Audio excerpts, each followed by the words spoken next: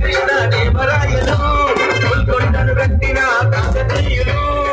చోళ వంశీయులు పాండ్యరాజులు యాదవుల వంశాలకి చెందిన